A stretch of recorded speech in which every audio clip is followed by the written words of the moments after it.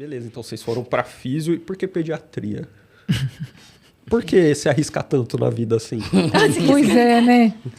Então, o meu foi, na verdade, o primeiro, eu não tive estágio de pediatria. Na época que eu me formei também, não tinha essa questão de ser dividido, né? Tanto é que o discurso era, faça uma pós em adulto, que senão você vai ficar sem emprego. Mas eu gosto de criança. Puta slogan forte, hein? É.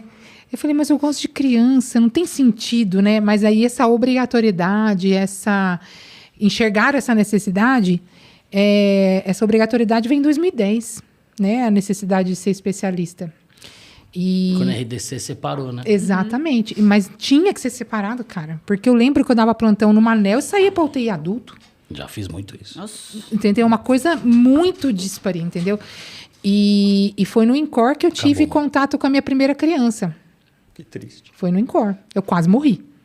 Eu vi branco, pintinhas pretas. Você tava contando antes de começar. Eu quase desmaiei. Bom, o primeiro paciente criança que ela atendeu foi no INCOR. Tá bom, qual que era o caso clínico? Só pra gente entender.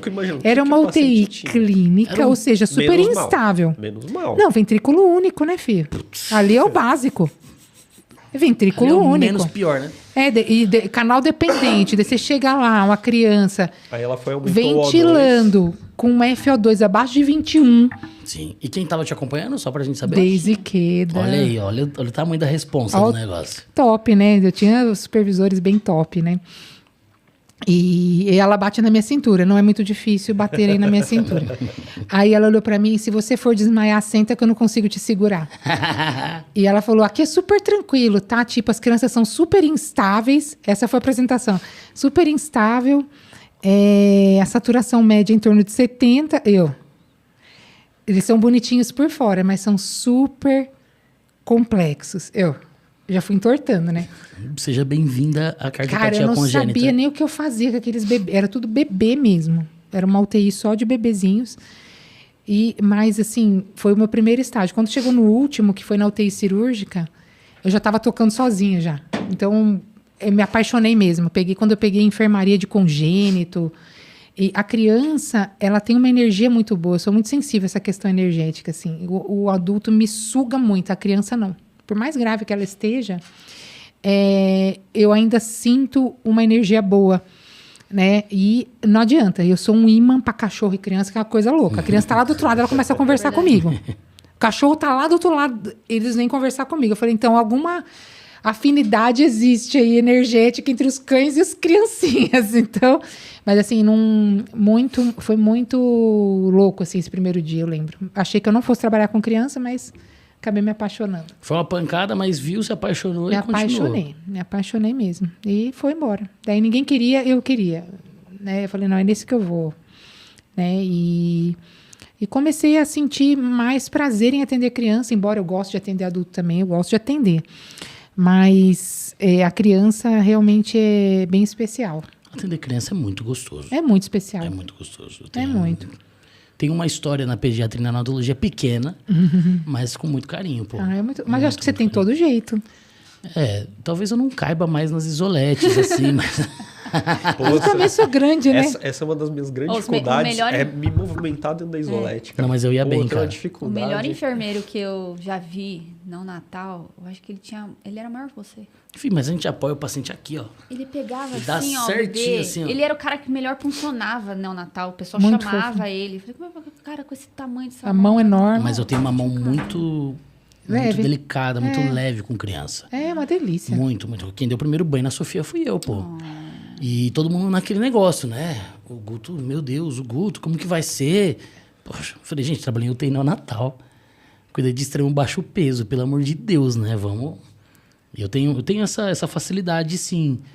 Mas eu tinha alguns empecilhos com o tamanho da nossa autonomia da época que eu atuava. Cara, mudou muito. Eu dei umas surtadas, assim. Eu apontei o dedo na cara de algumas pessoas. Mudou eu gritei muito. Com um volume excessivo de pessoas por conta de alguns problemas. Com volume excessivo de pessoas. Eu achei que você gritou no volume excessivo. Ah, não, mas o gritar eu já falo alto. Imagina eu gritando. Foi um episódio meio triste assim, na minha carreira. Mas eu acho que mudou muito. Teve uma época que eu preferi ficar no adulto ao ficar numa neonatal em um hospital. Me ofereceram anel, eu falo, não vou. Por causa da autonomia. Sim. Eu preferi ficar na UTI adulto naquele momento e não ter ido para anel. Mas, ao mesmo tempo, eu tenho episódios na ANEL que foram positivos. Onde eu fui, obviamente, um pouco mais velho, mais maduro. Sim. Eu fui entendendo, eu fui ganhando espaço de uma autonomia que não existia até o momento. Sim. Mas com maturidade, com traquejo, né? No fim, acabava sendo uma coisa meio individual numa certa época, né? A profissão ainda estava meio iniciando ali, a especialidade estava se firmando. Muito. Cresceu demais. Muito. Mas você sabe que hoje eu vejo assim, um pouquinho dessa falta de autonomia que tem ali na ANEL me incomodou mais no passado. Do que hoje. Hoje, sabe como que eu vejo? Eu prefiro um pouco do controle que existe na ANEL do que a falta de controle que existe na UTI adulto por parte dos médicos frente à ventilação, muitas vezes. Sim. Porque sempre que você pergunta para o neonatologista, ele vai saber a história, a evolução dos parâmetros, o que aconteceu com a criança, e às vezes eu pergunto para o intensivista adulto, ele não sabe o que aconteceu ali, porque ele delegou muito isso para o fisioterapeuta. Então isso às vezes me incomoda um pouco mais hoje do que a falta de autonomia ali dentro da ANEL, porque eles têm um controle maior das coisas. Eu acho que com a maturidade cai a ficha que a gente tem muitas outras coisas para fazer que são tão importantes e que, cara, tipo a neuroproteção. Sim. É uma coisa tão fundamental dentro da UTI neonatal que muitas vezes ficava esquecido, ou nem é relatado muitas vezes, né? O acompanhamento, a vigilância neuroprotetiva, né, dessas crianças. Importantíssimo. É muito importante. Então, assim, hoje não me incomoda em nada. Se eu entrar numa UTI neonatal hoje e falar, Evelyn, você não mexe no ventilador? Ok. Tá tudo bem. Eu tenho tantas outras coisas para fazer. Mas é que até essas coisas no passado, não podia fazer nada. Você tinha uma limitação, precisava pedir autorização. Você não era um profissional autônomo que tomava decisões da sua conduta baseada na sua ciência. Terapêutica, né? Não tinha isso. Mas não tinha tanta ciência também, né, Guto? Eu acho que também. A gente evoluiu muito também. A ciência é a base da nossa autonomia.